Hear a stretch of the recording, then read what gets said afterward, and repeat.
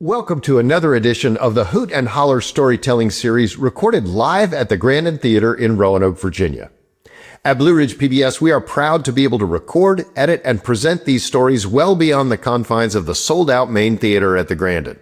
There is no one else who can bring these stories to your screen besides Blue Ridge PBS. So if you like what you see, I hope you'll consider becoming a sustaining member of the station. For details, visit blueridgepbs.org and click on the Donate tab. And thanks. Blue Ridge PBS and Echo present Hoot and Holler, a live storytelling event recorded at the historic Grandin Theater in Roanoke, Virginia. Hi, I'm Lee Hunsaker, and I am the curator, producer, mama bear, lover of story, doula of story for Hoot and Holler. So thank you.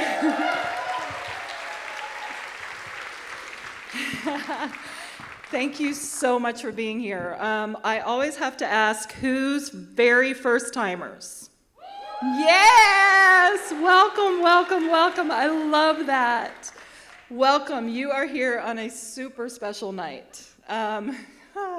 This show, y'all. This show, it's really been so special to get this one together. I had a vision of what it would be, and turns out teenagers were not knocking my door down. I was shocked. So there's been a lot of behind the scenes, a lot of investigative, Facebook stalking, whatever, yes. So there's been a lot of finding the people. Some of them I knew, some of them I had never, ever met, and boy, am I glad I have. I want to say quickly just a few thank yous, of course, to the Grandin Theater, our home.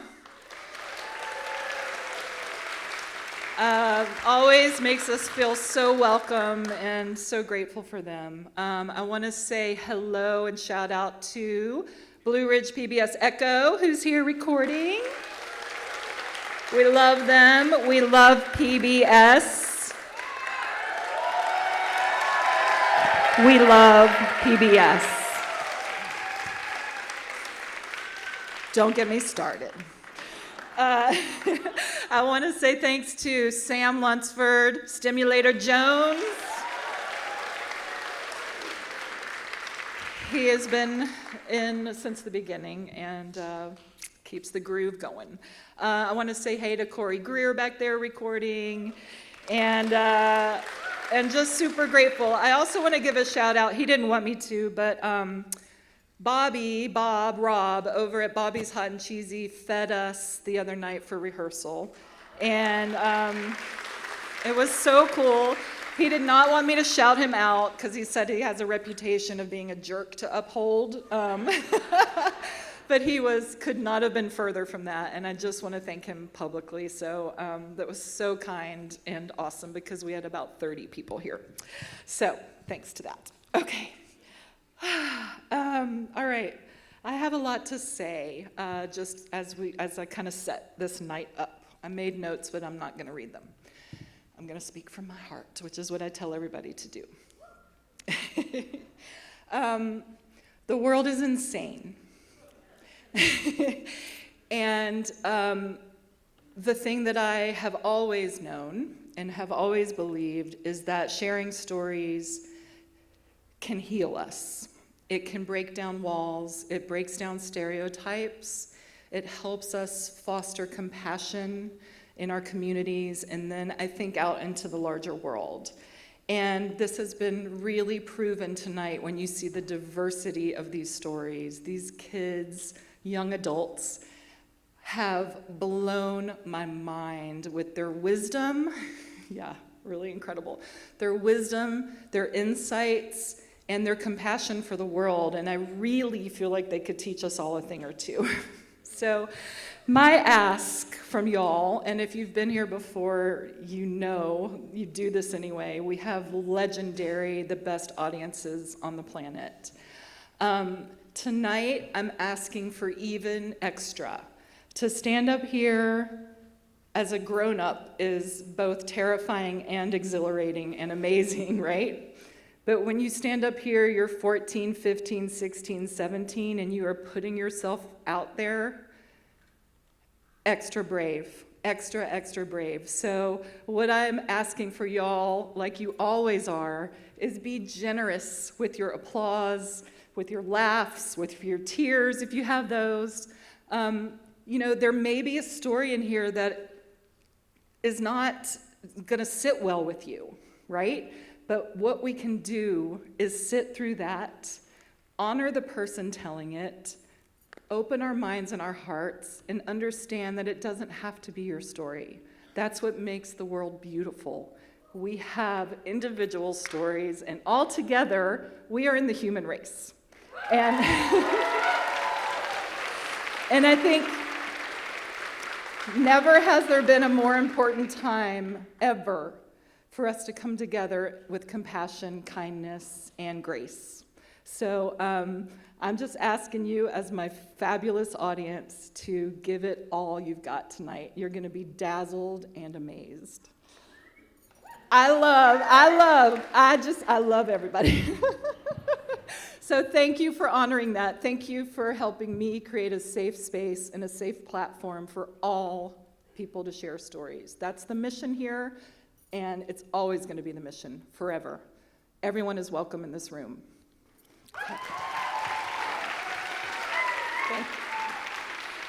Okay.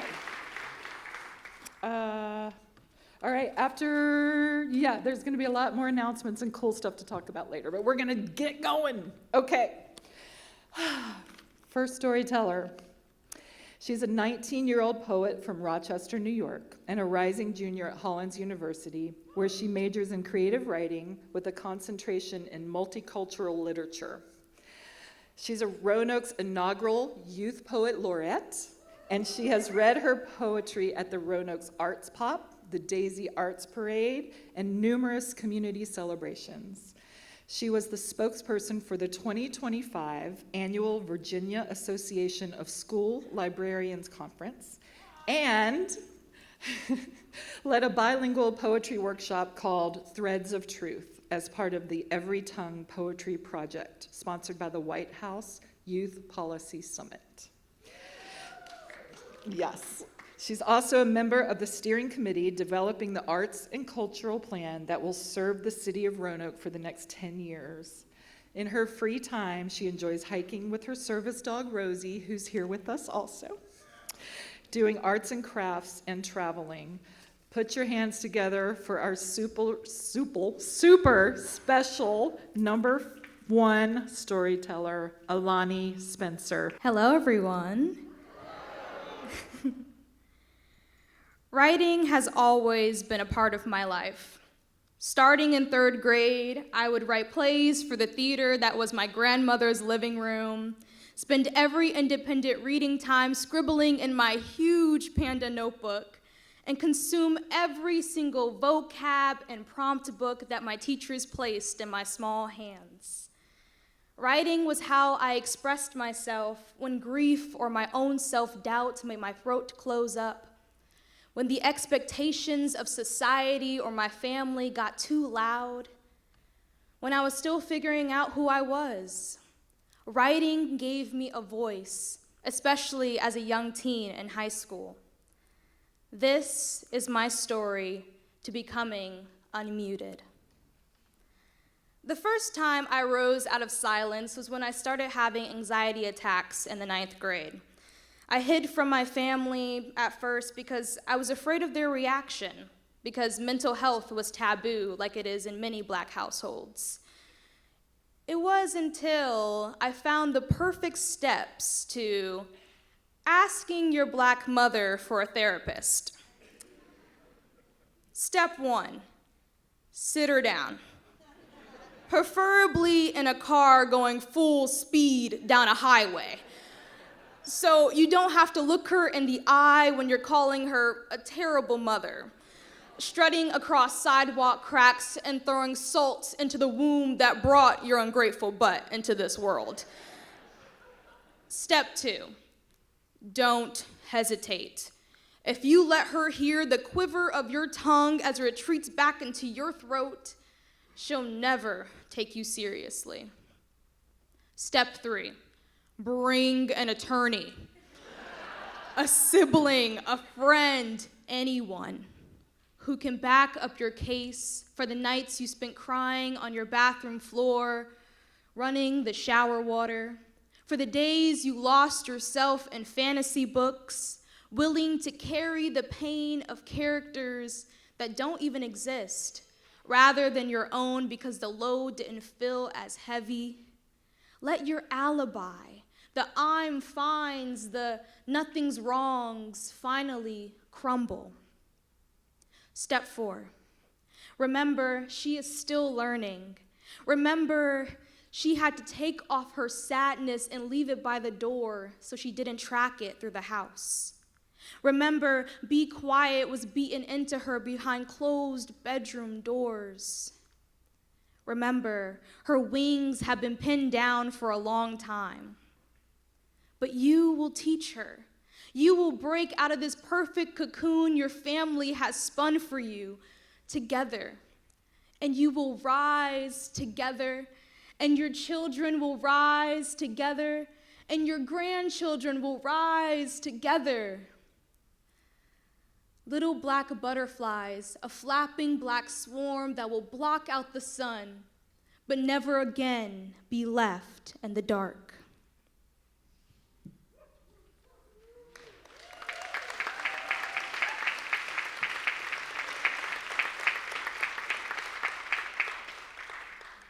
The second time I stopped being quiet was when my father came back into my life in the 10th grade after being gone for many years.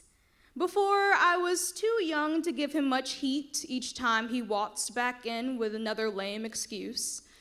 But now I was almost 15. Dad, it would be easy to scream. It would be easy to wail on you and curse your name for the missed birthdays, the daddy-daughter dances, the award ceremonies, the parent-teachers conferences, for all the things you'll miss in the future. But no, my mother raised me better than that. Do you remember her, my mother? She's the woman who worked the graveyard shift, but still packed our lunches every single morning. She's the woman who had $5 to her name, 2 bills past due, and still bought us pizza. She is here 365 days a year, and you're gone. Yet, still, I miss you. When I watch little girls in movies dance on their father's feet, cling to their leg as they try to leave for work, sit on their shoulders at baseball games. I'm too big for that now. I'm 14, almost 15, in case you forgot. You're the stranger behind the disconnected phone lines and the dusty pages of photo albums. When the doctors ask about your family history, I just shake my head. I'm officially a stereotype, Black and fatherless.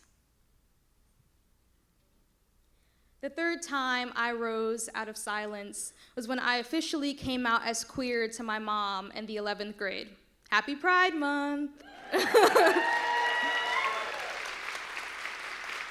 I was in a school bathroom stall during study hall, literally shaking as I texted her. As I watched those 3 dots appear and disappear, all I could think about was daisies. We embrace the world, but why can't the world embrace us? The sun wouldn't catch us in this hazelnut glow if we weren't meant to shine.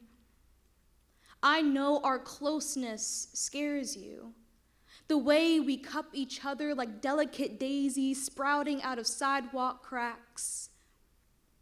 Martha may have never thrown the first brick or stone or stiletto, but she gave us the courage to fight for our love, our people. I am not more Black than I am queer. I am not more queer than I am Black. I am all these things at once. The strands of my identity, like a knitted scarf, weaving together into me. The fourth time I broke the silence was in the 12th grade, when I began to be more vocal about my chronic illness, type 1 diabetes. I started advocating for myself to teachers and students who didn't fully understand my needs.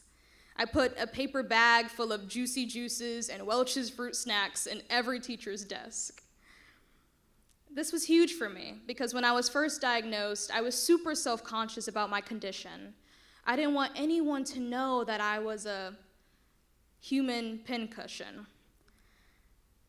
Prick, poke, prod, repeat, a constellation of bruises along my arms, legs. Sometimes I feel like an addict, unable to quench the thirst, and insulin is my favorite poison. It's ironic how I resent the very thing keeping me alive, like a toddler in a life vest wanting to break free and dive into the deep end. Prick, poke, prod, repeat. Sleepless nights of eating crackers in the dark and talking to creatures who lurk under the bed and stare back with unblinking eyes. Trapped in a body that refuses to love me back and tries to consume me instead from the inside out like termites hollowing out the trunk of a tree. Prick, poke, prod, repeat. I'm a pawn sliding cautiously across a chessboard, and a single misstep will send me toppling over. And when I fall, I might crack. A family heirloomed, treasured, yet fragile. Telling people your story isn't easy, especially when the tale is unfinished, when you think no one will listen, when you think someone will judge. But every time I decided to speak my truth out loud, I began to embrace my authentic self more and more. So, yes, I am a queer, disabled Black woman who has mental health and daddy issues. And I will never let I'll never let fear keep me quiet again. Thank you. Elani Spencer.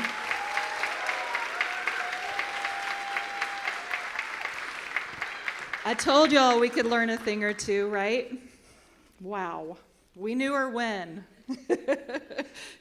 Let's keep our eyes out for that one. Beautiful, beautiful. Thanks for kicking us off. Okay, rolling along. I told you we've got a diverse lineup, and here we go. Our next storyteller, a proud Salem High School alum and a current Hokie at Virginia Tech, majoring in forestry with a minor in meteorology. He serves as a young life leader and is passionate about building meaningful connections in his community, as well as spending time outdoors with friends and family.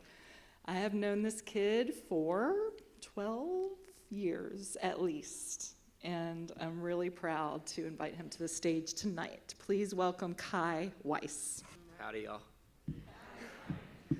Before high school and before COVID, I went to a little private school called Community School. Now, thank you. Now, if you haven't heard of it, it's the kind of place where there aren't any strangers. And we even knew our teachers by their first name. It's the kind of place where learning didn't always happen from behind the desk. Our classes were often outside, and we were offered a more hands-on learning experience where freedom and creativity were a part of the curriculum. For years and years, I was surrounded by the same familiar faces, which built a strong sense of community, but it also built a very narrow view of the world. I often describe it as we were a tight-knit group of people holding hands facing inwards. At the time, this was a unique and awesome experience, and it really made you feel known, but we weren't looking out at the rest of the world. We didn't have to because it was easy to be social when you've been surrounded by the same faces for years. But throw a new one into the mix, and that's when things get tricky. My 8th grade self didn't realize it at the time, but I had very little capability in unfamiliar social situations because all of my confidence had been built in this bubble. Transitioning into the much larger pond of Salem High School would have been hard enough, but throw in the fact that it's the year 2020 and there's a thing called COVID going on, and that made things a little bit harder. I went from being familiar with every face to not recognizing a single one beyond the mask. The hallways were full of kids my age, but I never felt more isolated. I didn't know how to talk to people. Freshman year blurred into sophomore and junior year, and even as COVID lifted and I gained traction at Salem, still my closest relationships remained with a group of guys that I met at community school. The thing was, though, they all went to Patrick Henry together. For years now, I've lived halfway between two lives, physically at Salem, but emotionally in a group chat tied to a high school that wasn't even my own. Before my senior year had officially taken place, I decided that I was ready for a little change. I wasn't exactly sure where this change was going to occur, but what I did know was that I was tired of living this double life and investing so much energy in a high school that wasn't even mine. And just like every other senior, I wanted my year to be full of growth and memories, but I wanted them to be within the bounds of Salem High School. Then, 2 weeks in the school year, I broke my ankle during a soccer match. So not the best start, but what that did do for me was it forced me to rely on my time at school for socializing because I couldn't do too much after the school day was over. Then, one day, a buddy of mine that sat next to me in class asked if he could borrow my hoverboard for a skit that he was performing at Young Life Club. I said yes on the condition that he'd take me too, out of boredom and curiosity. I had never been to Young Life before, and I didn't know what I was getting myself into. When I told my mom that I was going, she said that it was a cult. So I at least knew that it would be a somewhat interesting experience.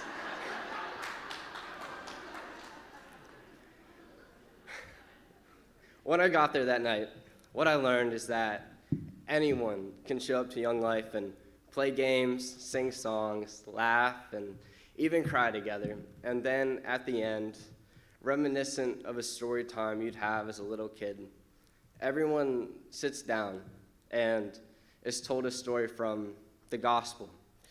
Now, this night wasn't life-changing in any dramatic sense, and if I'm being honest, I really don't remember all the details that well.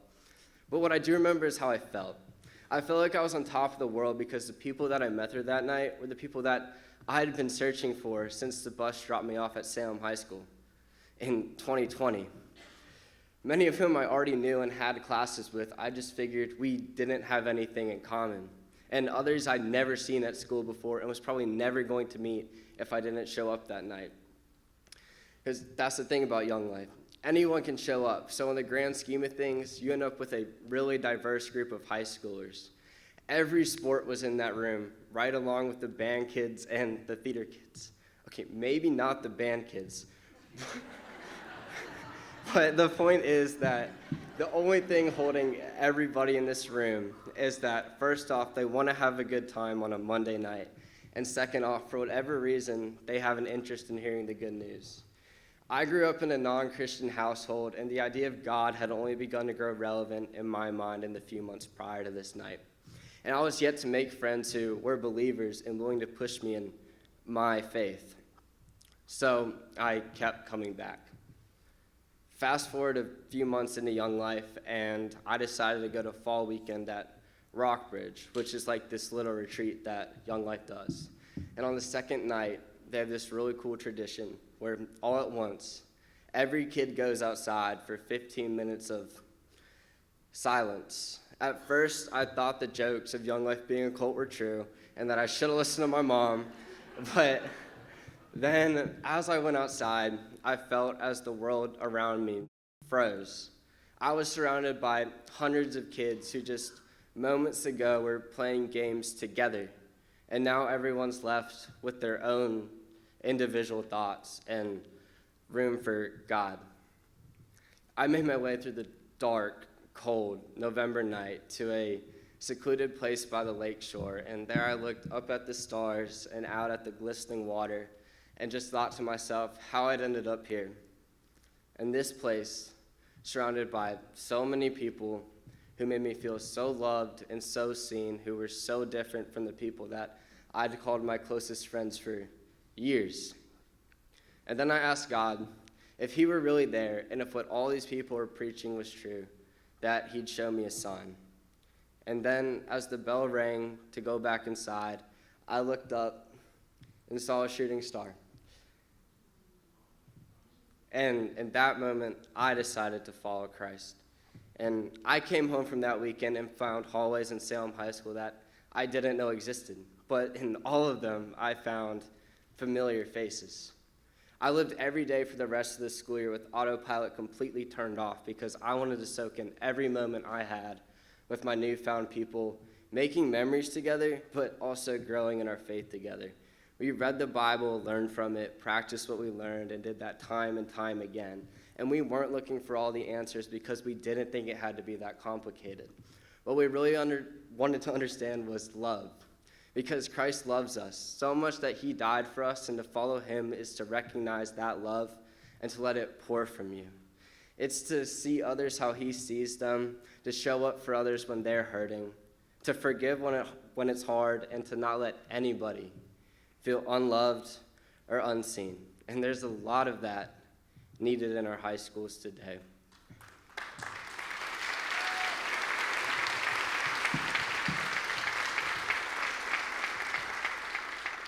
Hold on, I'm not done. Kids wake up and look themselves in the mirror and see someone that they don't think is good enough or funny enough or pretty enough.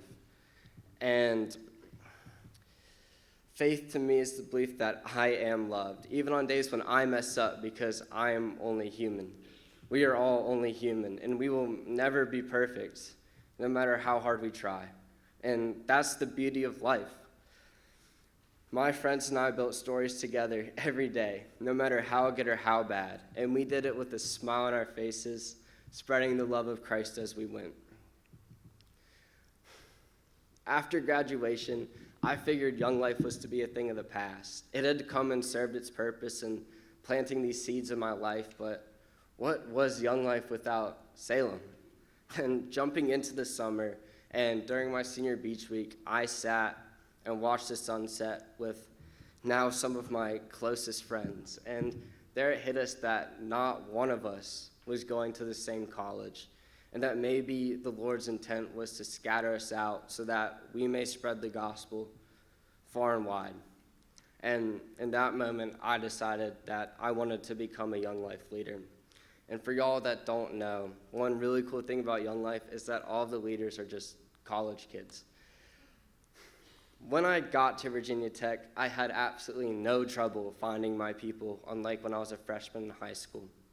And then again, I found myself back at Rockbridge for another fall weekend. And during this go-around of the 15 minutes of silence, I made my way back to the same spot by the lakeshore. And there I thanked God for all the places I've been, people I've met, and changes in my life that have occurred since the last time I sat by this water. And here's the cool part. Then again, as the bell rang to go back inside, I asked for a sign and saw another shooting star. Today, I stand in front of you wearing this Narrows High School shirt because it is where I was placed to lead Young Life in the New River Valley earlier this semester. And Young Life Club in Narrows is no different than it is in Salem or anywhere else in the fact that any kid, no matter who they are, is invited to show up as they are. During our last club of the semester, I met a kid who had been in jail for the last year and had just gotten out and been placed in a foster home that week. He came because it was something that he had control over. Narrows is a community full of fractured homes, and often kids don't live with either one or both of their biological parents. It's the kind of place that you probably wouldn't want to spend any more time in than you'd have to. It's the kind of place where it's hard to find love. And Young Life Club in Narrows is a safe haven where kids know that they can come and feel loved and feel seen. And there I hold hands with my kids, facing outwards, inviting anyone who peeps an eye at us to join. Thank you. Kai Weiss, y'all. So beautifully spoken and no notes. Thank you, Kai. Aw. Okay, our next storyteller, I have a personal connection with, even more personal than some of the other storytellers, because I birthed him.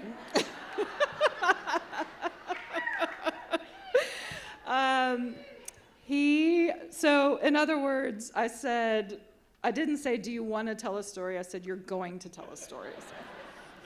But he took it all in stride because he's awesome. Anyway, he's a writer-director from Roanoke, Virginia. He has worked on many productions, both student and professional, as camera, editor, and sound. As a director, he's currently working on his second narrative short and his first experimental short, which you will all get to see a little preview of tonight. Please put your hands together for my pride and joy. Dexter Shaffer. Before I was even born, I had filmmaking in my blood. My mom and dad had both been down in Texas before they met, working on movies with people like Richard Linklater and Robert Rodriguez. However, my parents met on the set of the critically acclaimed movie, The Night of the White Pants, which you may know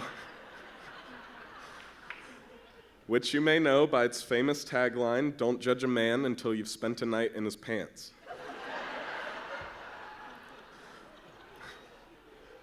My grandmother also worked on countless movies, but most importantly, she used to own the Grandin Theater and brought it back to life in the 80s.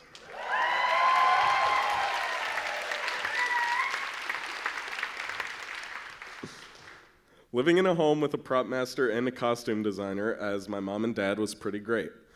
I'm not exaggerating when I say we had pretty much anything you could ask for.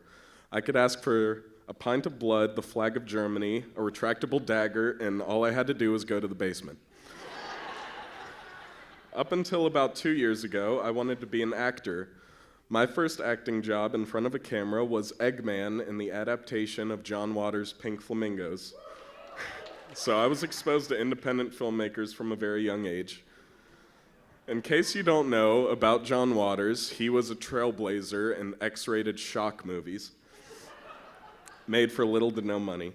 Some great plot points from Pink Flamingos include selling babies to lesbians to fund shops and running a business of selling hard drugs to school children. So naturally, when I was 7 years old, just learning how to read, my parents auditioned me for his new PG adaptation of the film. John was a real inspiration for me, and I remember thinking he was one of the coolest people I had ever met. He talked with this great smoker rasp in his voice, and he seemed so cool, even though he seemed so old when I was 7. After Kitty Flamingos, I was obsessed with YouTube videos. I started to make my own cringeworthy YouTube videos whenever I was home alone at my house. I learned to edit and record when my parents were out of the house, and I didn't really care for movies yet. But I had heard so many stories of the magic about the Grandin Theater and the magic of movies or whatever. I didn't really care for watching movies as much as I did acting. I think the hardest part of getting into the habit of movies was staying off my phone and watching intently. I even worked at the Grandin Theater for a while, but it was really hard to connect with my coworkers at the time because I was an awkward 15-year-old. I learned there's more to working at a movie theater than just cleaning a popcorn machine. I decided around the summer of my junior year that I wanted to go to film school. I hadn't really seen many great movies at the time besides Citizen Kane, which I fell asleep watching. When I decided to go, I was much more interested in making movies than I was watching them. I made short skits with my friends, and I worked on 2 shorts with the Grandin Theater Film Lab. But I just couldn't bring myself to watch many movies, especially black and white or subtitled ones. Then I saw a couple of really great movies that changed how I viewed writing. I remember seeing movies like No Country for Old Men, Paris, Texas, Blue Velvet, I could go on, and thinking, is a movie allowed to end like this? All of the movies I had seen before would give me an answer, but these raised more questions than anything else. They expanded the way I thought about not only movies, but living day to day. As an 18-year-old, I found myself relating to artists that spoke a different language or were older than me, and we were united by cinema. I practiced writing and filming in the summer and fall, and I watched so many movies, maybe too many because I also put on a couple of pounds. Going to the Grandin became really important to me because I felt it was part of my heritage. Watching movies that were outside of my comfort zone was also a huge part of shaping my taste, and the Grandin showed all of those movies. Sharing tears and laughs with the people around me became essential to watching movies. I remember coming out of the movie theater and seeing people crying and thinking that's what I wanted to do. I wanted to be behind the camera. I wanted to write and direct movies and show people things they had never seen before. I started to actively take myself more seriously because if I didn't, then who would? After being waitlisted for a couple of months, I was finally accepted into the University of North Carolina School of the Arts as a filmmaker.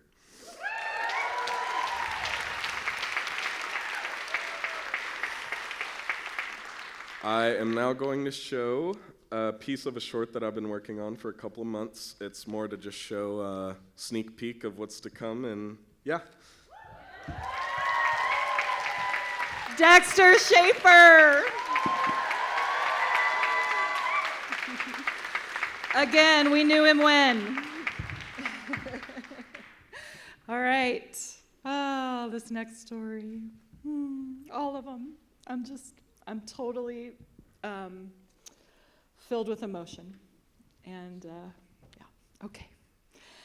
This is a real leaner inner. Our next storyteller, 14-year-old. His time is spent doing art, writing poetry, and playing Dungeons and Dragons.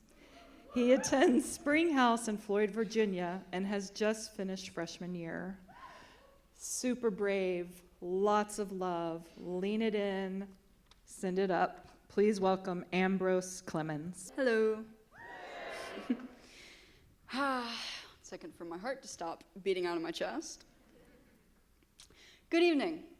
My name is Ambrose Clemons. I use he, him pronouns. I'm 14 years old, and I identify as transgender.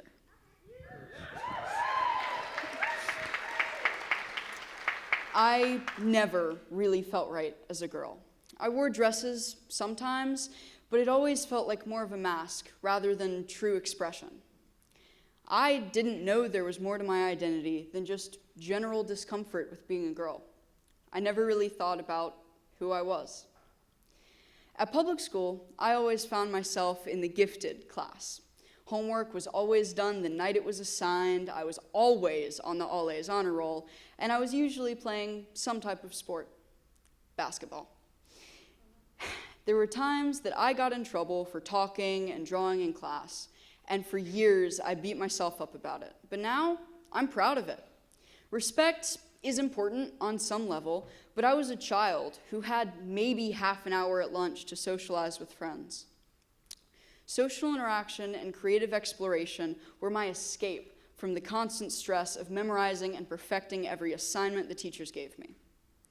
I dreaded taking tests home if I had anything below 100% because I was so scared of the disappointment or anger that might be waiting for me. I remember one time I cried in class in 3rd grade because I got a 92% on a test, which is barely an A-. I had already taken to heart the thought that anything less than perfect was failure, which is so unbelievably false. We are human, we grow from our mistakes, and it is necessary to mess up. I was in 4th grade would COVID-19 shut the world down. I had always been very imaginative and creative as a kid.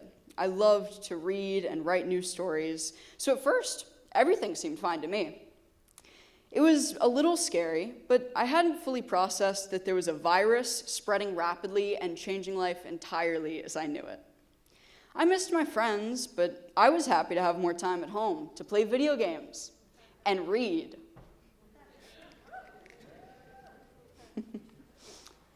For the rest of that year, there were packets and online assignments sent home to do as schoolwork.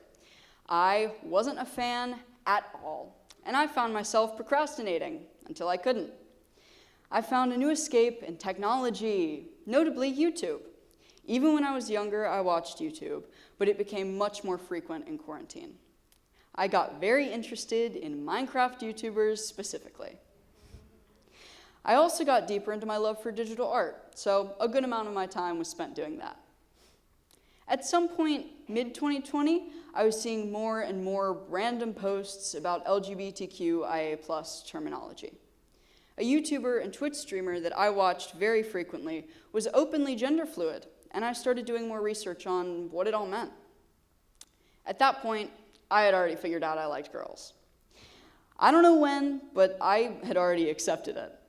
The deeper I went, the more curious I became. I started experimenting online with different pronouns, usually under the guise of role play or acting. But by early 2021, I proudly identified as gender fluid and bisexual. I was still in the closet to my family, but online I was exploring what felt right. It was very freeing to be able to express myself fluidly to friends that wouldn't judge me. I am forever grateful for the space that my online community provided.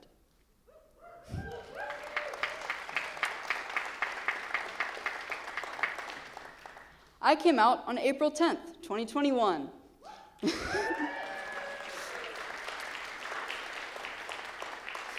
And I was met with immediate support. My dad put so much time and energy into research and supporting me, and my mom did too. By the time 5th grade came around, I was able to go back to in-person school. I was so excited to be around people again and see all my old friends, but as the school year went on, things just got worse for me. I wasn't out at school yet, but I was still getting bullied. I think I've tried to block a lot of it out of my memory now, but I do remember specific occasions.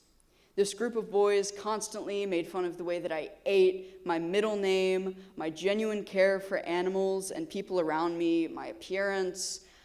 I don't think I was too stereotypically queer yet, beyond my haircut, but I remember being taunted for looking like a queer.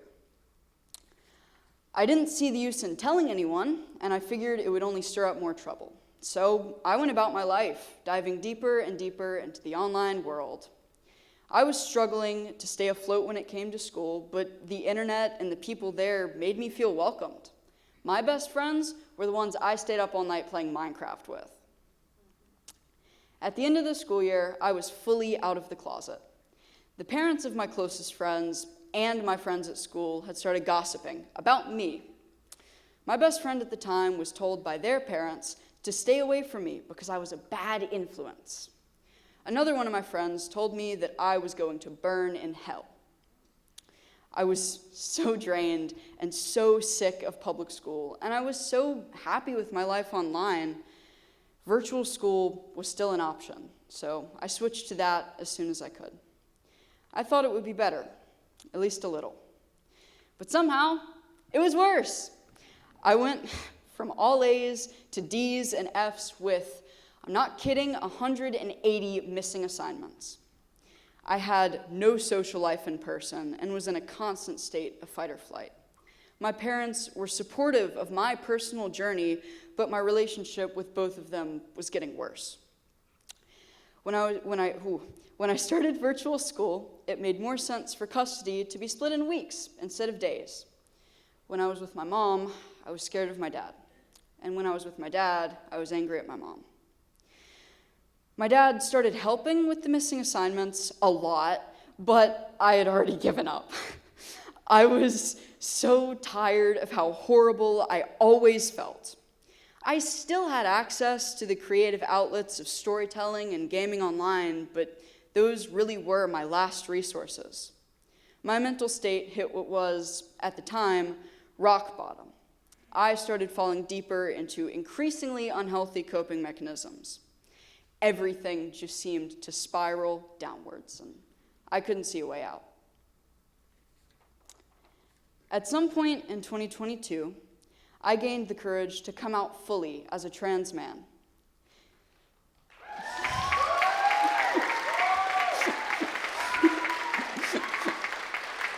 Thank you. People had continued to call me she, her pronouns, even when I identified as gender fluid and had explicitly stated I wanted to be called they, them, or he, him, or literally anything else. I still felt more feminine sometimes, but I never identified with being a girl. I was tired and angry that nobody would actually listen outside of my friend group. At the time, my parents also realized virtual school wasn't working all that well, and I refused to go back to suffering through public schools. We had to find another solution. So we started looking, and we stumbled upon a school in Floyd called Springhouse. They had a visiting day available, so I got signed up and went. I was so nervous. I remember literally shaking as I set foot in the door. For a moment, I felt like such an outsider, but it didn't last. I was immediately welcomed with open arms, warm smiles, friendly conversations, genuine care. It was so foreign to me to think that a school could be so compassionate and loving. I was awestruck the entire day. There was a thriving community. People were singing and dancing and making art. But what stunned me the most was the queer portion of the school. Everyone was expressive and unashamedly themselves. There was even a non-binary member of the staff. It was so inspiring to see other trans kids who were living their lives, and even more inspiring to see a non-binary adult being in community.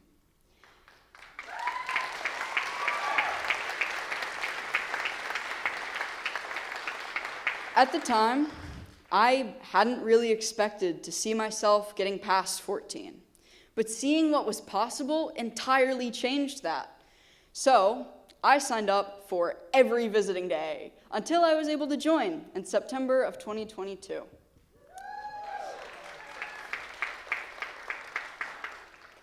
Everyone stepped out of quarantine changed, and I feel like I left that time period as a whole new version of myself. I'm still the same person, I just understand a little more about who and what I am. When a butterfly emerges from a cocoon, fresh and bright, an array of colorful flapping, it still holds its history as a caterpillar. I want to honor the little girl that I used to be, while still respecting myself and being authentic to who I am now. It could all change tomorrow. It could all stay the same, but life is a journey.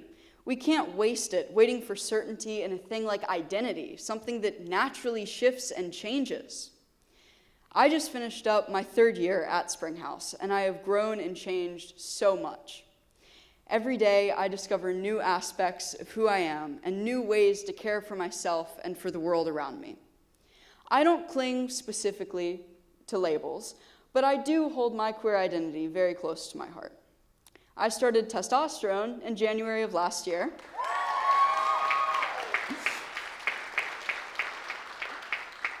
And it has been so healing to have found doctors who actually care about me and about my journey. Their bravery to help others really inspires me to keep going.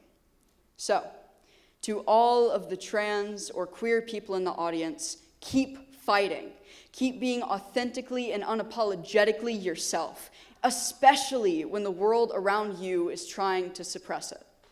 If the people you devote yourself to are trying to shut you down, find other people. Find people who will love you unconditionally because they are out there. And no matter what, keep finding ways to be true to yourself. To any parents of trans or queer kids, support them, protect them, celebrate them. Show them what love and acceptance is so that they can grow and thrive. If their expression doesn't align with your values, find new values.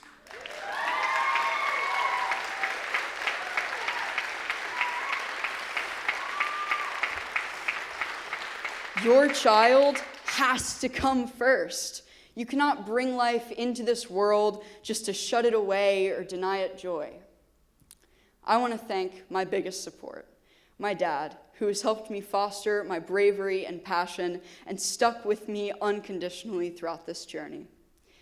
My mom, who has loved me just as I am through all the hard times. My best friend of many years, Arlo Riley, who has stayed with me throughout so much of this crazy ride. My mentor, H, who sparked the willingness in me to try, and all of my community at Springhouse and beyond. I love all of you so much. Thank you for listening, and have a lovely night. Ambrose Clemons, 14 years old. What a light in the world. Okay, we have one more story before intermission, and then we have more amazingness coming. So be sure to go out in the lobby. All those tellers who have told so far will be out there. Say hello, shake their hand, tell them you love them, and go see our friends with the table, Youth Saga, and we've got some Springhouse information, because do we not all want to go to Springhouse School? I do. Like forever. All right, we have one more super special story, and it doesn't, it's not a once upon a time story, but it's a story of life, love, and strength and beauty.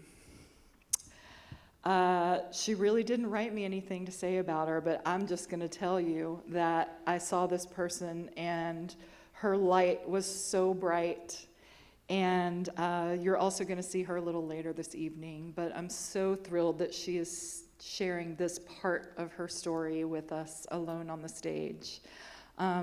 Lean in, love it, maybe get a tissue. Please welcome, hands together, leaning with love, Jamia Taylor. Hello, everybody. I hope y'all are all having a wonderful evening, and thank you for listening to my story.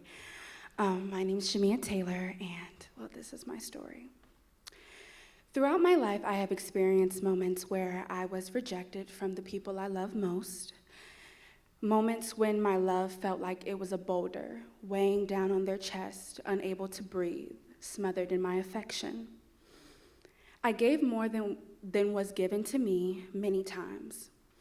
The identities that I took on just to fit into other people's lives, just to match their puzzle called life. Oh my gosh, I lost where I was. Sorry. At times, these factors made me lose myself. The words of people scarred my skin from the inside. These words played tricks on my mind, made me believe things that I was not. The words dwindled on my insecurities within myself, whether it was my brain or my flesh. And then it happened, as fast as a blink of an eye and as slow as 5 o'clock traffic. Different rays of light shined down on my cloudy day, and sweet melodies started to play, and my body glided against the ground. Oop. My God, what is going on? See, that's why you don't buy Androids. My God.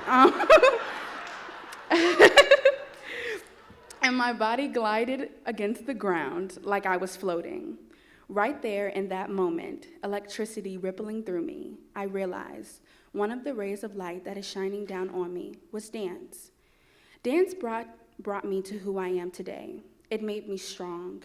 It gave me confidence when the thought in my head cared to differ, and it made the fire in my light burn brighter. So a quote from my favorite series, anime by the way, "Set your heart ablaze and never let anyone dim your light." Okay, that was the funnest walk through the lobby, all the love. Thanks, y'all. How are you out there? Right? So good. Oh, I'm so proud. And we're gonna keep rolling, but I wanna make a couple of announcements. Number one, tomorrow night at 9 p.m. on PBS Echo, which we love PBS. They are airing our customer service show. If y'all were there, such a great show. So that will air kind of live at 9 p.m. and then simultaneously streaming on the PBS Echo YouTube channel. So be sure to give some viewership because we love PBS. And the stories are awesome. So that is happening, very excited, and thank you to Echo for that. So y'all are here for a very special thing, which is that we're going to announce our next show. And that means you have opportunities to grab tickets before they are sold to the general public. So, are you ready for the next theme? Now, that also means that the storyteller call will be open. And I think after every single Hoot and Holler, I have 1 billion people come tell me, I want to tell a story, I want to tell a story, I want to tell a story. So capitalize on that energy and enthusiasm and start sending me your thoughts. It doesn't mean you're committing. I'm happy to have a conversation about it to see how it feels. But go with that gut. If it's calling you in your gut and you're like, I've got one for this, and you're going to have one for this, send me a note. Okay, so here's the big reveal. Get out your phones, get out your credit cards. Operators are standing by. Okay, the next theme, August 28th, is, Patrick? The Way We Wore. Stories about clothing. Now, when you first hear it, it sounds a little weird until the very next thought, and you think immediately you've got something to talk about, don't you? Yes. It's going to be such a great show. I already can imagine what it's going to be. So stories about clothes, the clothes that we wear, those embarrassing things, those beautiful things, those keepsakes, the awkward, the cringe, all of it. So give it some thought. It's going to be, I think, a very rowdy and really boisterous and fun show. I already know it. So hot tip, on sale tonight right now on the Grandin website. Okay. All right. I think that's all the announcements right now. We're going to roll on through. We have some more amazing humans stepping up here. Get ready for this one. He is a student at North Cross School and a proud resident of Blue Ridge. He comes from a close-knit family with 2 devoted parents and 5 younger siblings who inspire his sense of responsibility and purpose. This summer, he will attend the School of the New York Times Summer Academy in New York to study foreign affairs and global reporting. Yeah. He aspires to attend the United States Military Academy at West Point and pursue a lifelong career in politics and public service. Yes, and we need some hope. A district champion in the American Legion's oratorical contest, he is deeply passionate about restoring civic pride, national unity, and a renewed sense of purpose in American life. Drawing strength from his family's legacy of military service, he's committed to leading with character, vision, and a fierce love for country. He believes that America's best days aren't behind us, they're waiting to be reclaimed. Hands together for this fabulous, fabulous human being. Please welcome Mason Bibby. All right, take a good look at that logo. You'll see it on picket fence signs soon enough. From Roanoke to wherever we decide to stop. Thank you. All right, good evening, everyone. It's great to see you, and thank you so much for having me out here.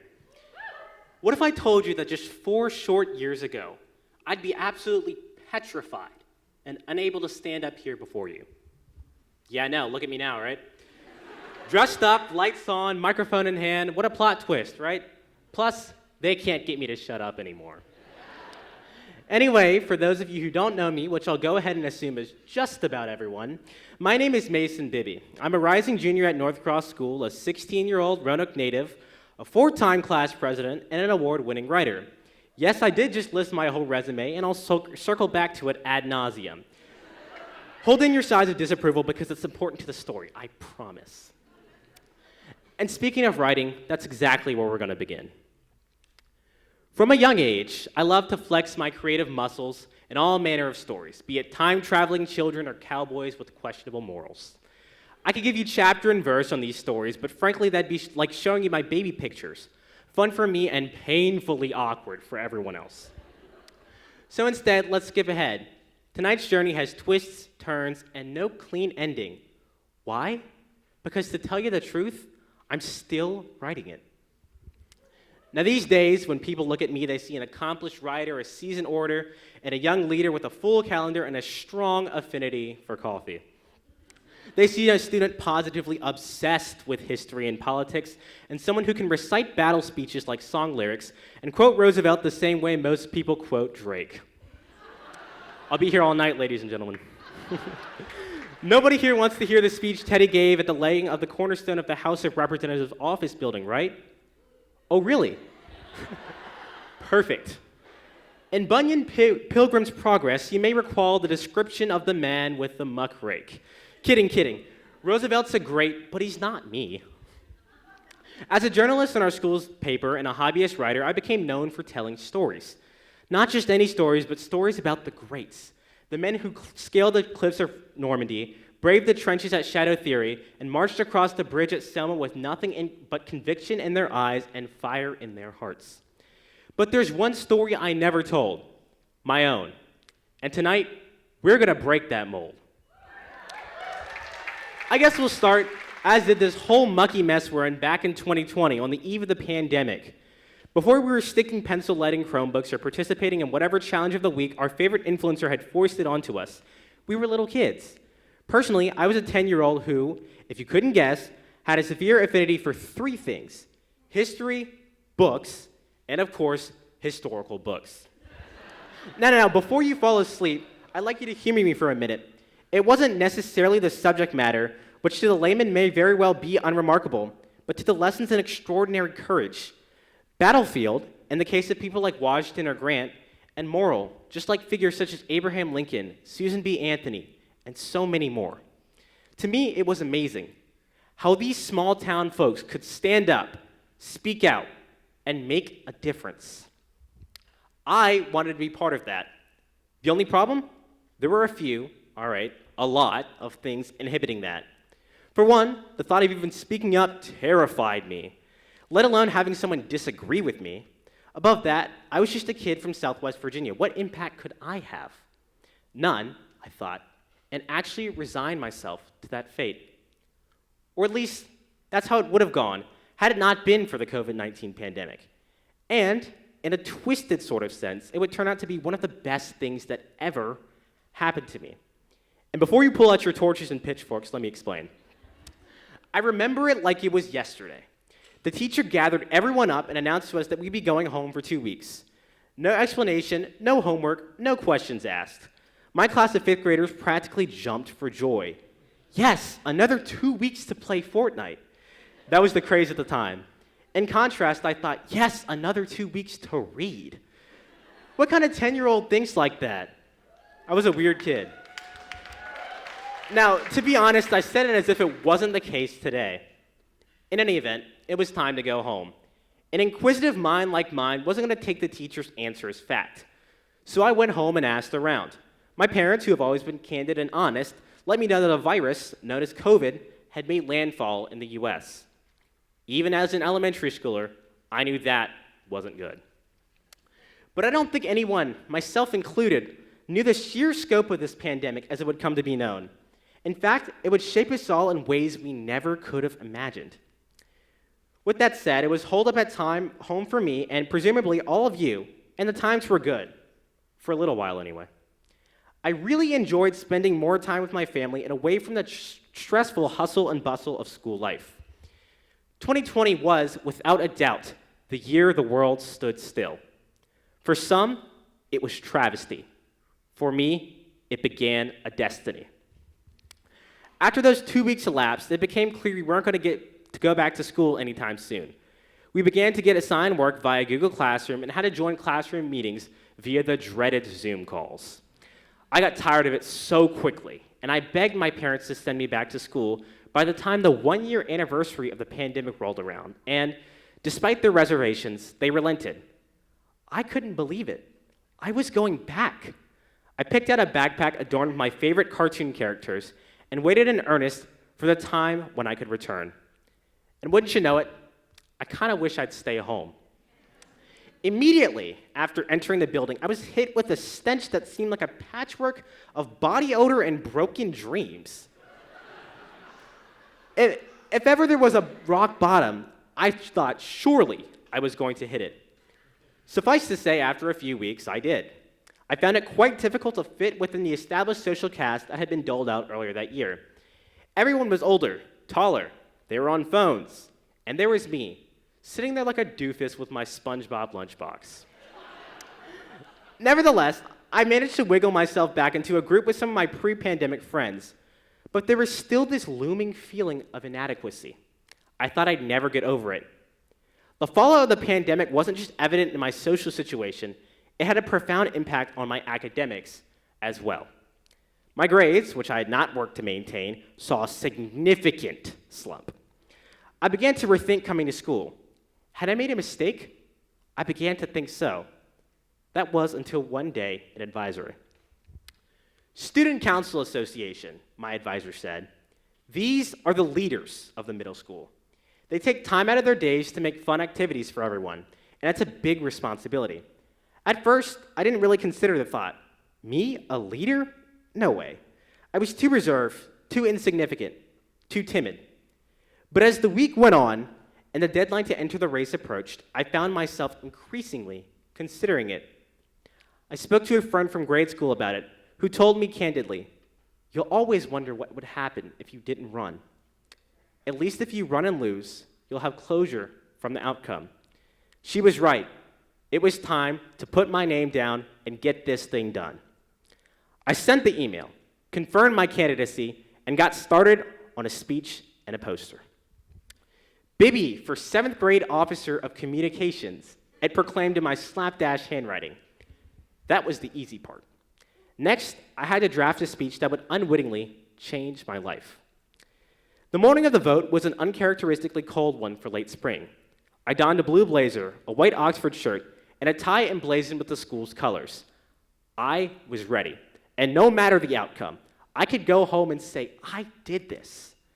It still wasn't safe for the whole school to gather, so I gave my speech from a Zoom meeting broadcast to every advisory group. My opponent, whose exploits frankly deserve their own story, seemed sure of himself. I wish I could say I had the same confidence, and I also wish I could recount what I said during that speech. Nevertheless, I approached my computer, gave the speech with all the courage I could muster, and that was that. Results were announced that afternoon, and wouldn't you know it, I didn't win. We have a tie, the loudspeaker proclaimed. You've got to be kidding me, I whispered under my breath. But despite the unexpected verdict, I couldn't help but feel an unbridled pride. If I could do that, I could do anything. I left school that day feeling more accomplished than ever before. I was and am Mason Bibby, and no one could take that away from me.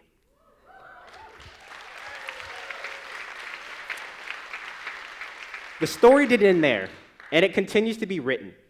4 years later, I served as a 4-term student council president, winning my most recent election earlier in May. I've met with government officials from near and far like Mayor Joe Cobb and former Mayor Sherman Lee, Governor Glenn Youngkin, Representatives Morgan Griffith and Ben Klein, and did things I only could have dreamed of. Went to the state level for oratory and finished runner-up. Won essay competitions. Went to Model UN, where we heard former President Joe Biden speak. I'm heading to New York this summer to hone my writing skills. My journey from the classroom to the stage, from self-doubt to confidence, has been far from linear, but it's mine, and I'm shaping it with every step. In my younger years, I thought myself entirely unremarkable. No one made me special. I made that covenant to myself.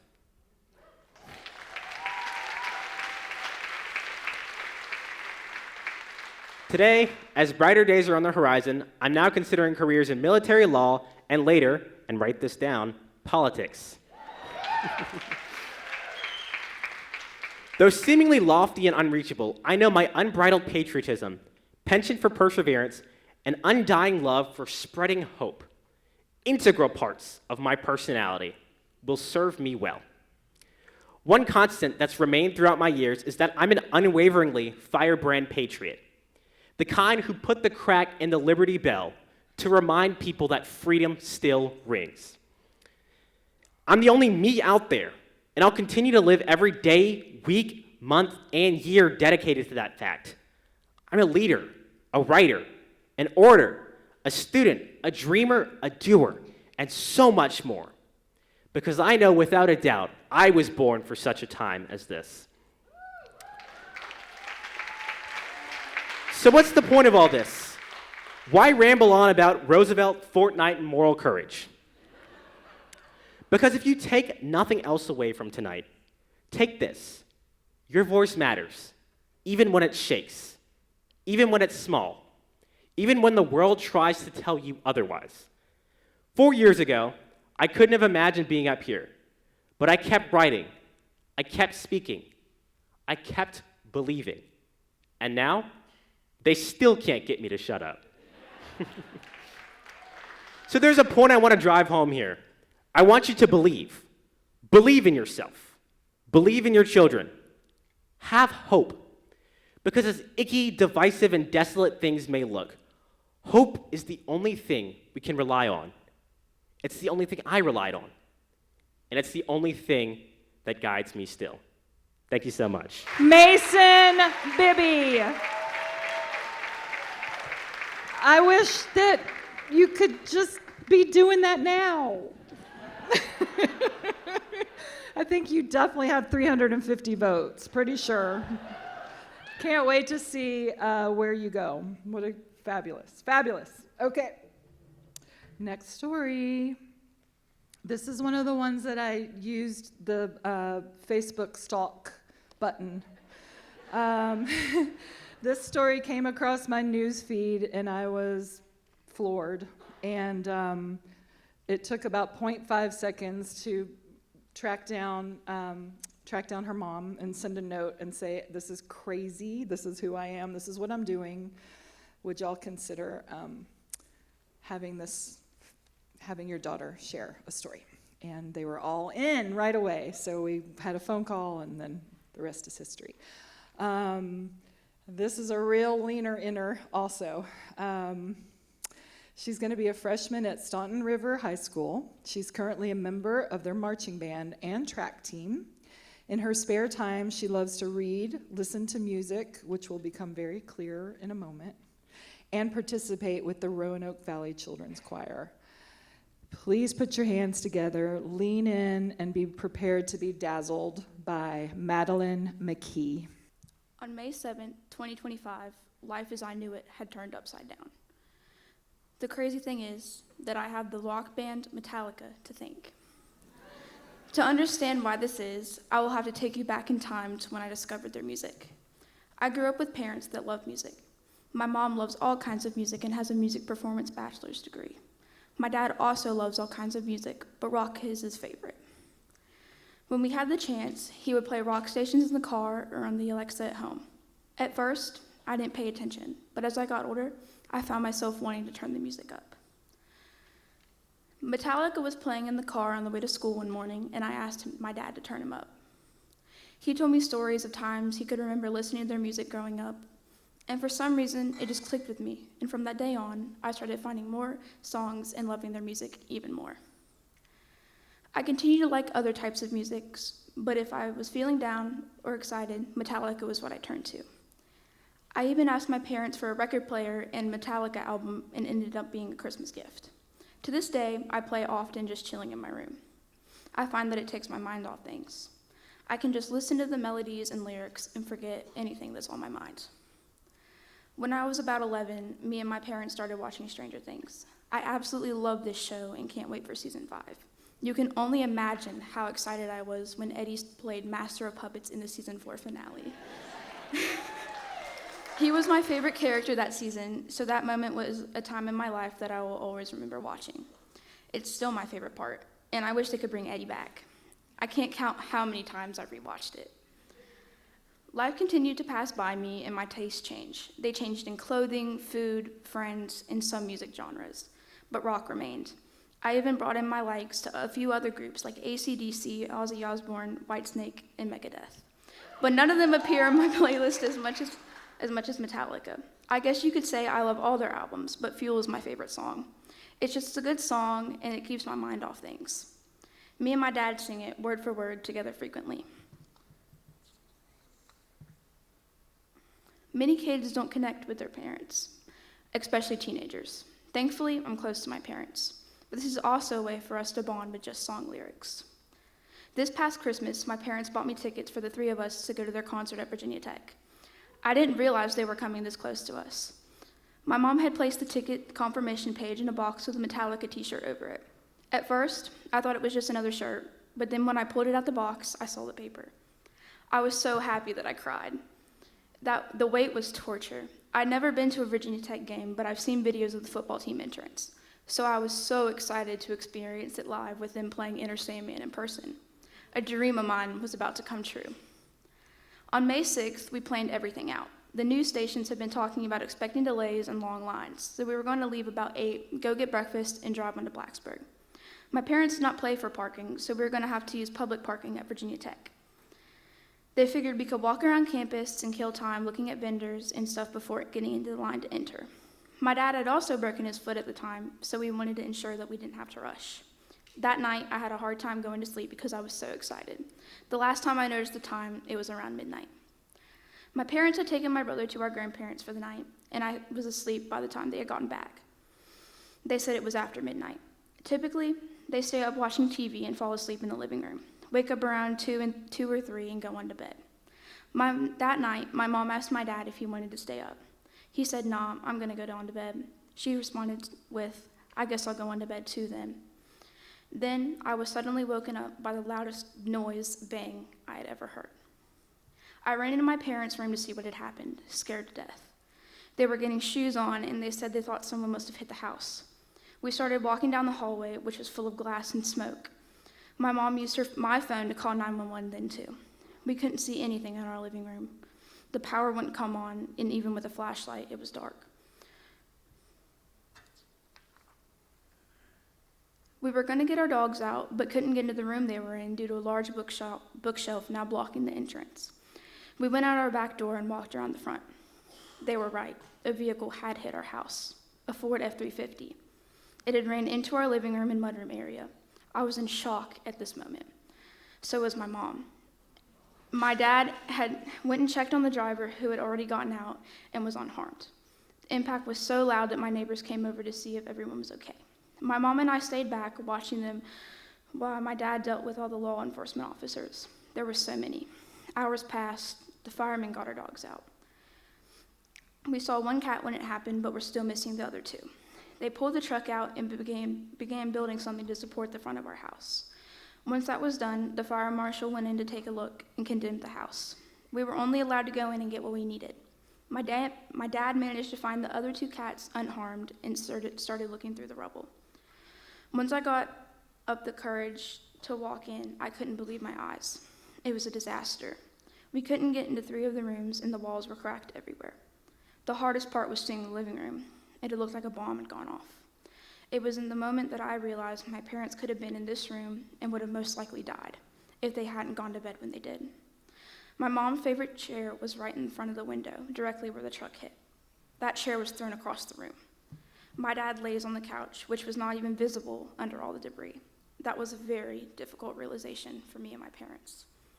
That day, we sat outside with our dogs. My parents made phone calls and waited for the building inspectors and insurance adjusters.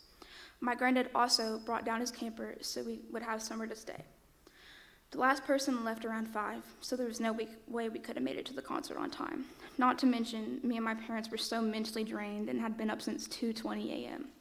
I was so upset, but I also knew the reality of the situation. Life has been crazy since then.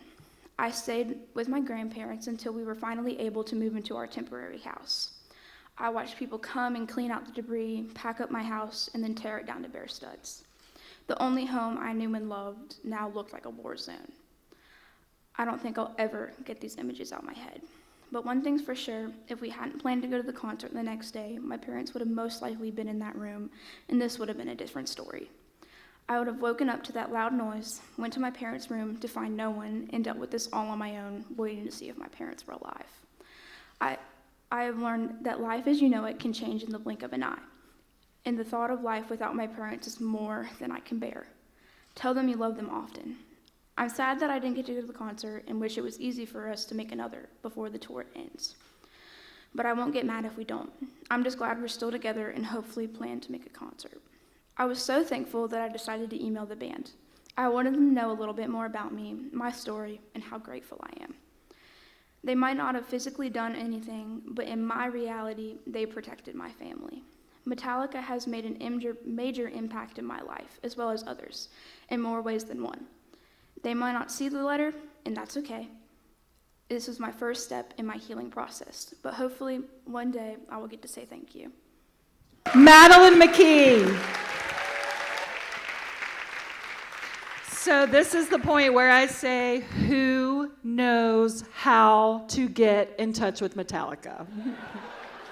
Let's make this happen. Not kidding. We need VIP. We need flights. We need hotel suites. We need backstage, front row, all of it. Let's collectively make this happen.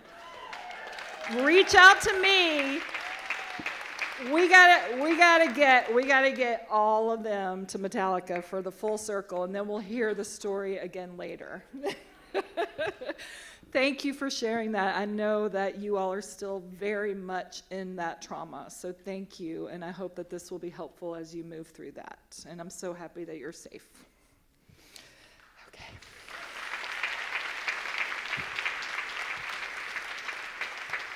All right. Our next storyteller, she is the author of A Room That Remains Empty, a book that she self-published. It's a collection shaped by witnessing a mother's fight with cancer and the many forms of loss and longing that life brings. Her words echo with the ache of holding on and the grace of letting go, capturing what it means to love deeply, even when the ground beneath you shifts. These are words rooted in real life and spoken from a place of deep feeling. This is going to be another We Knew Her When. Lean in with all the love. Please welcome Eldina Jusovic. Good evening, everybody. Okay, so the first poem that I'm going to start with from my book is called Too Quiet in Here, and it's about my mother. The door closed behind me with a click like that echoed like a gunshot in a cathedral. For a moment, I just stood there, my hands still on the knob, as if the brass would warm up and tell me what to do next. But it stayed cold, just like everything else. The house breathed differently now, or maybe it had stopped breathing altogether. The air was stale in a way that felt personal, like it had been holding its breath ever since I left with the ambulance, like it had been waiting to see if I'd come back alone.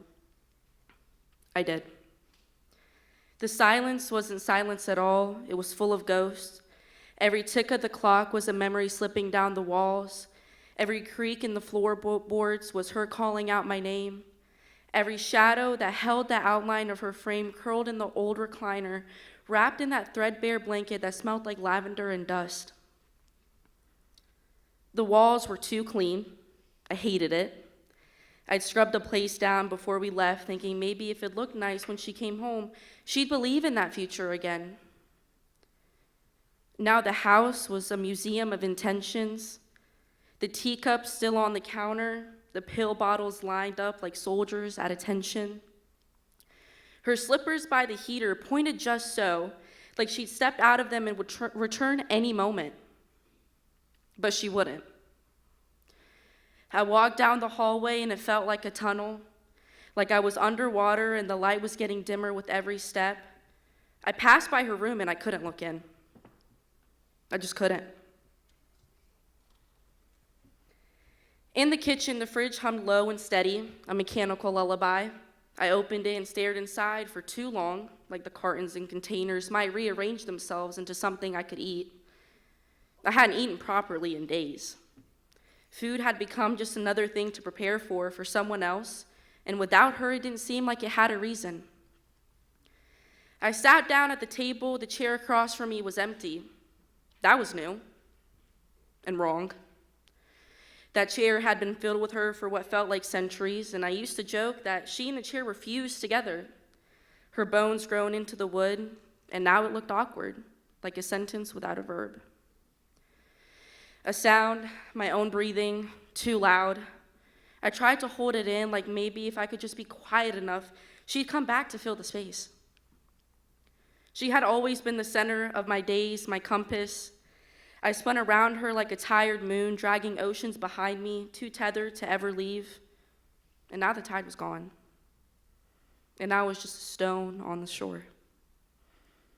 I picked up her favorite mug, the one with the chipped rim and the faded sunflowers. I pressed it to my lips and tasted dust. The memory of warmth. I held it tight and closed my eyes. In the silence, I remembered the sounds that used to live here. Her humming in the morning, low and sweet. The radio on static because she never tuned it right. The kettle whistling, always just a little too long before I got to it. The way she said my name like it was both a prayer and a command. It was too quiet in here. Too quiet to pretend I didn't miss her. Too quiet to forget that my life had been built around hers, like ivy on a crumbling house, and now the walls were bare. I didn't know how to stand on my own.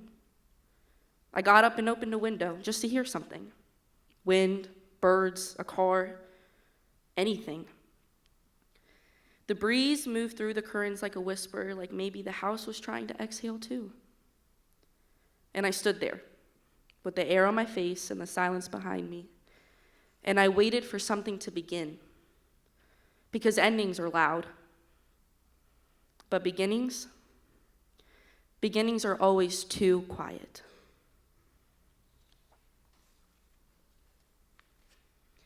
Now, this next one that also comes from my book that I self-published is called In the Arms of a Gentle Storm, and it's about my best friend who seems to find love in all the wrong places. She walks through the world with open hands, fingers spread wide as if waiting for something to hold her hand. But it's always the same, the kind of love that feels like a storm, soft at first, whispering promises in her ear, only to tear the sky open when she least expects it. She tells herself it's enough, that the chaos, the clashing winds are just a part of the rhythm. The way love is meant to move, and in her heart there is something like longing, a quiet ache that tells her this is all she deserves. She has learned to sit in the eye of a storm, her body still as the winds roar around her. It's familiar now, the way the world spins out of control and she lets it. I watch from a distance, feeling the tremors of her choices, and wonder why the calm isn't enough for her. Why does she seek the tempest, the reckless, the ones who leave bruises in their wake? In the arms of a gentle storm, there could be peace, a place to rest from the battles fought inside. But she has learned to love the thunder. The storm is always gentle when it begins, soft rain that kisses the ground, a breeze that carries sweet promises. But it never stays gentle. It grows wild, dancing with her heart, pulling her into a whirlwind of confusion, until she can no longer tell if she's the one lost or if it's the storm itself. She says she's fine, says she doesn't mind the rain, that the thunder is just another part of the song. But I see the way her eyes search for something that isn't there, how she chases the chaos as if it's all she knows, as if love can only be found in the brokenness and the destruction of everything she has built inside of herself. She doesn't understand that there is love in the quiet, in the soft breath between two hearts, in the space where the winds aren't howling, but the world simply breathes in unison. But she's still learning, still holding on to what feels familiar, still dancing with the storm. And I I wait for the day that she will see the calm is where she was always meant to be, where love doesn't break you but holds you like a steady hand in the dark. Until then, I will watch, hoping she'll realize that the arms of a gentle storm can still hold the warmth of the sun.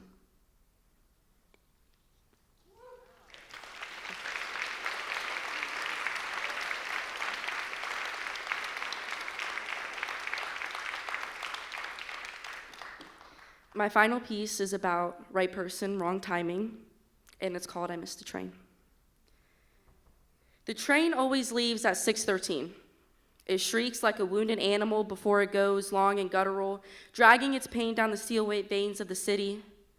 I've stood at that platform 100 times now, heart thudding in rhythm with the arrival bell, lungs tight with the weight of maybe this time, maybe today. You were always on that train. A sunbeam in a crowd of shadows, your laughter cutting through the static of morning announcements, your hands tucked into coat pockets like secrets. I didn't need to see your face to know it was you. Your presence settled onto my skin like the soft fall of first snow, startling and warm and fleeting. We belonged like roots in soil, something ancient, something inevitable. And you looked at me once, the way the sea looks at the moon, full of pull and silent promises. And I stepped forward, but the doors closed. A mother dropped her groceries at my feet, a stranger spilled coffee down my coat. Rain turned the city into a soaked mosaic of hesitation. And each time the train sighed and pulled away with you inside, watching me through the blur of glass and time. I could have sworn the tracks laughed at me once, low and cruel, as though they knew I'd never catch you. I tried, God, I tried. I ran barefoot one morning, shoes in hand, heart flying ahead of me like a bird desperate to be free. The sun was gold fire that day, kissing every brick and railing, and for a breath of time I thought, yes, this is it. But a red light blinked alive like an omen, and traffic howled, and I stumbled, gravel clawing at my knees like punishment. You were gone before I could bleed. Each delay felt orchestrated like the universe was a puppeteer with a cruel sense of humor, dangling hope just out of reach. Even the pigeons seemed to conspire, flying information to block my path like winged gatekeepers. Still I come, same bench, same heartbeat, same dream. I bring a mixture of roses, tulips, and orchids sometimes, your favorite. You once said it was because they always find the light. I leave them on the platform, petals reaching skyward, stubborn and bright, like me. The train comes, the train goes, I stay. And the wind whispers through the tunnels like a promise broken too many times. You missed the train. Again. But I know, one day the tracks will stop fighting me, the crowd will part like a tide, and the clock will pause in mercy. And I'll step on board, and there you'll be, arms open, eyes soft, like you've been waiting too. Until then, I wait with the roses, the tulips, and the orchids. And the train still leaves at 6:13. Thank you. Eldina Jusovic, brilliant poet, self-published author. All eyes on her. Beautiful job. All right. We've come to the finale, and what a finale it is. I want to introduce someone to you who's not a teenager, but who can speak beautifully on this next act. She's the founder and heart behind Dream Dance Studio in Roanoke. Originally from Mexico, she began dancing at the age of 5 and has since turned her passion into a joyful mission to empower others through movement. With over 14 years of experience as a certified dance and fitness instructor, she is known as She Who Dances with Joy. Honored in 2021 for her leadership and impact, Marina and her team of choreographers lead the only dance studio on the East Coast that specializes in the making of traditional quinceañera celebration, creating stunning dance shows, as well as the first international dance team in the region.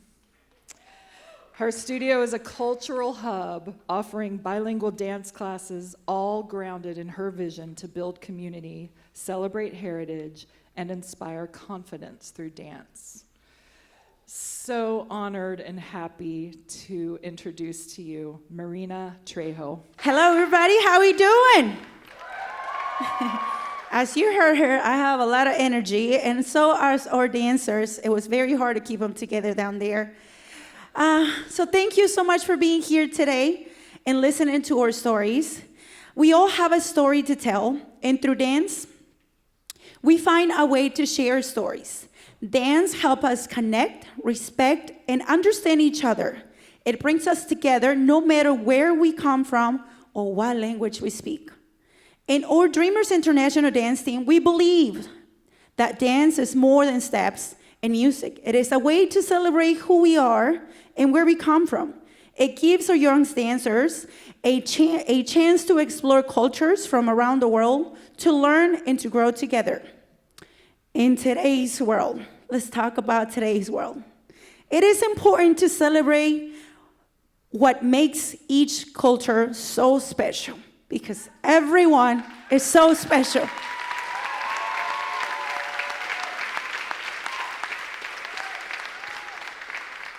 But let me tell you this, but just as important it is to learn how to appreciate and respect each other's culture.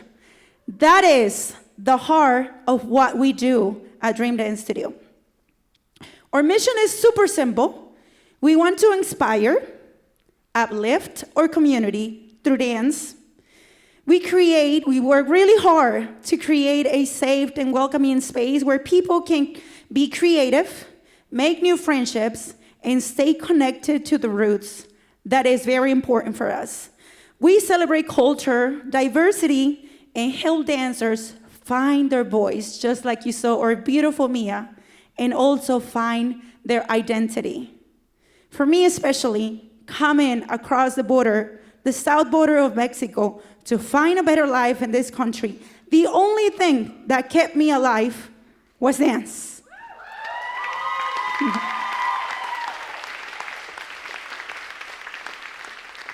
For me, dance is more than a movement. It brings me energy in my body, joy in my heart, and a deep, deep love to get up every day and continue to live in this world that is very messy, but it's up to us how we want to live that every single day. Thank you all for being here today, for dancing with us, growing with us, helping our youth community, helping them build a more united and joyful group of people. Ladies and gentlemen, let us tell you our story. Please help me welcome the Dreamers International Dance Team, today presenting to you the roots and rhythm, the story of an Afro dance journey. Thank you. Dream Dance Studio!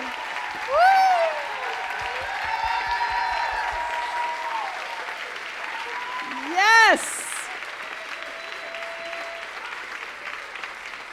Amazing! So beautiful. Y'all, can you believe the journey we all just took together? Isn't it incredible? Don't you feel better about the world now? I do. When I first told people I was going to do storytelling with teenagers, I got so many eye rolls, like, what are you thinking? What are you doing? And you can see exactly what I was thinking and what I was doing.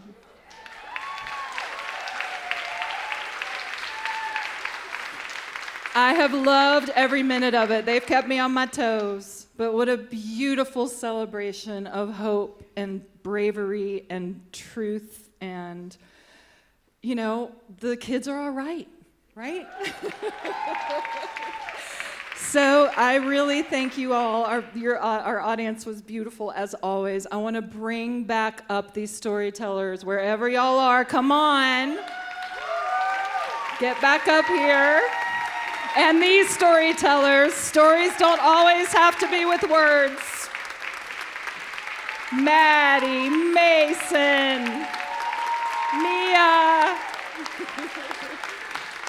Eldina, Elani, Dexter, Kai, Ambrose. Look at this. Look at them. Look how beautiful. Come up, come up, come up. I'm in the way. Don't y'all feel better? Yes. Congratulations. So beautiful. Be sure to give them some love in the lobby if you see them and tell them how much their words and their dances meant to you tonight. Thanks for being here. We love you. I wish we could do this every night because we would truly heal the world like immediately. We'll see you in August, I hope. And thank you. We love you.